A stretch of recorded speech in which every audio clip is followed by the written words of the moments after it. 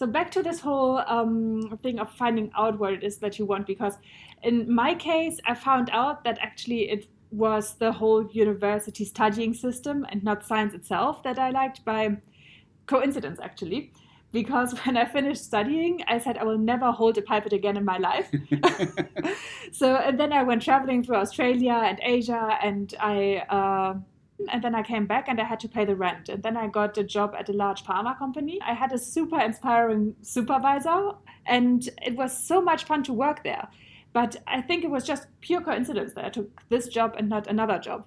So is there another way that relies less on coincidence, on how to... Yeah, I think, well, it would probably be a bit bold if I told you that at Career Lab we can increase your luck factor in life. I think luck has something has something in itself, but I also think it's seeking out opportunities. And there you can do something actively, whether it is asking around. And I think one benefit that people in the early stages of their career, or still at uni or business school or whatever vocational education they maybe have, is to seek information from people. And networking has many connotations. Most of them people roll their eyes and say, I'm awful at networking and it's a pain in the backside, which I don't necessarily agree with, but it's a perception we have. But back to early stages of the career, people are very open to talk to you because you come with a curiosity.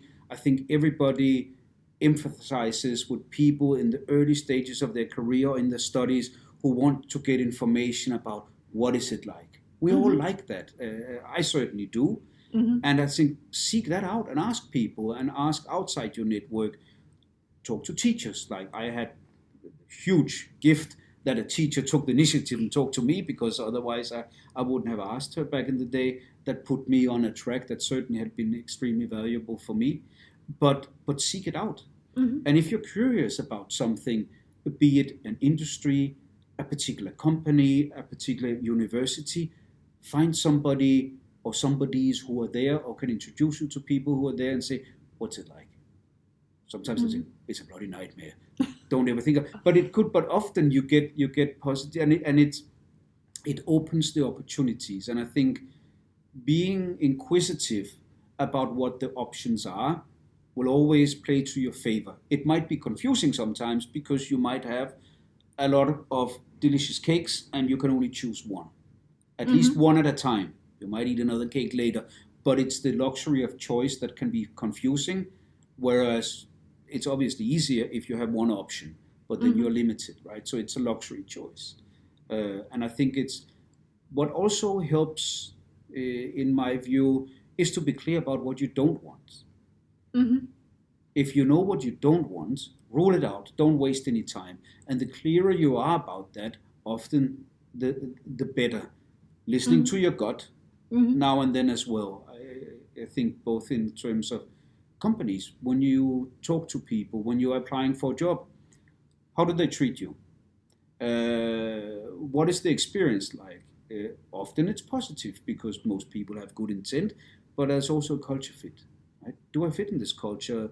What do they represent? What do they talk about? What is said about them in the press? But particularly, what do I feel like when I'm with them? And that gives you an indication.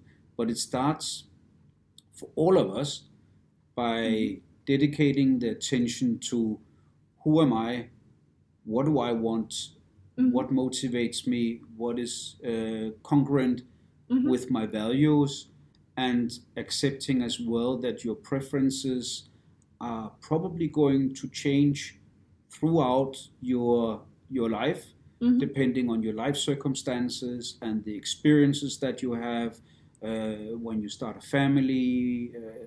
There are certain stages in your professional life that where different things will have different weight. It's perfectly normal, but it also means it might be a bit ambitious to believe that you can have a plan from the very early years and that plan is not going to change.